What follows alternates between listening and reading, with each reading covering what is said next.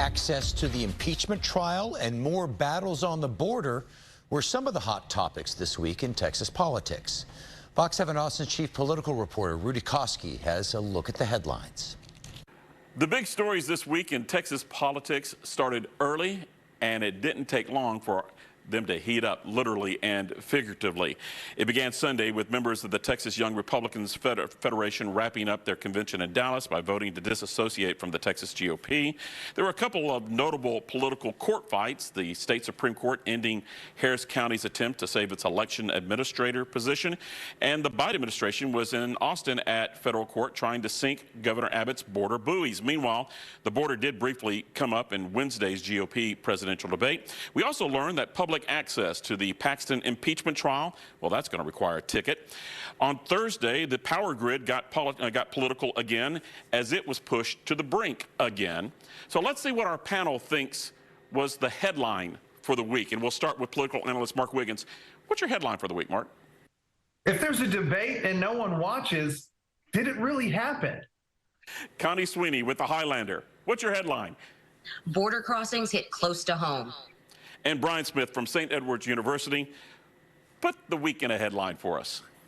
Greg Abbott takes fellow Republican governors on a road trip to the border.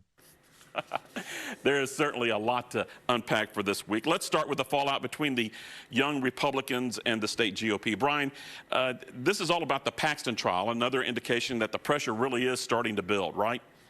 Right. This is the same fissure we're seeing at the statewide GOP between Paxton's guilt and innocence, but now it's percolating down to the younger voters. The GOP has a young voter deficit already, so they don't want this to widen. They want to solve this problem sooner rather than later. Connie, House Manager Andrew Muir, who's from the Hill Country, wants Paxton to testify, reportedly.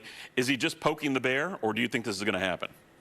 It appears that he may be challenging Paxton to basically say what he needs to say in his own words and set aside some of the legal tactics.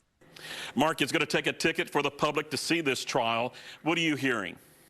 Rudy, I'm honestly racking my brain trying to figure out who's going to buy a ticket to this sort of thing. I mean, you look who's come out now in support of the House process. Rick Perry, Connie Burton, Texans for Lawsuit Reform. It's hard to call that some kind of liberal cabal. Now, the border crisis played out in a couple of events over the week, the River Buoy trial in a federal court and the presidential debate taking place. Brian, out of the two, I think Abbott is going to be the winner in this discussion with the buoys, regardless of how it comes out, if the court throws it out or whatever. He wins the PR battle, right? He does, because he keeps winning the border because it's all reward and no risk. Connie, the border fight kind of hit home there in the Hill Country recently with a woman being arrested trying to smuggle two of her nieces and a friend's son to Texas from Mexico. You know, this is a different take on this smuggling. Does it kind of give a different look? She basically made the plea that she was doing so so that she could help give them a better life. And so it just basically magnified the issue that folks are seeing at the border. Harris County lost its bid to overturn the state law that shuts down their election administrator position. Mark, did we get a sneak peek at what's going to happen with this fight over the home rule, that some of the cities want more power than the state? Yeah, I think the most important thing you have to remember is that the Texas Supreme Court is an elected body. They're politicians. They run as Democrats and Republicans. So they're elected to ratify whatever their party passes. So I would say you can assume with a pretty high probability that that's what they're going to do in any case. The big cities are going to sue, but like Mark said, it's a Republican legislature that passed the bill and a Republican Supreme Court that will then interpret it. So it's definitely an uphill climb. Yes, for the most part, the cities here try to maintain autonomy, and whenever they feel like the state is trying to step in to tell them how to do anything from running an election to whether or not to annex, which of course you know that was basically ended the last legislative session, you are going to hear some folks be rankled about that.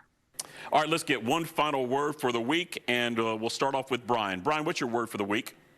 Busby. Connie, what's your word for the week? Because it ties in with the trial tickets and the border crossings, I say access. And Mark, close it out with a word. Debate with a question mark. And that sums up another week in Texas politics.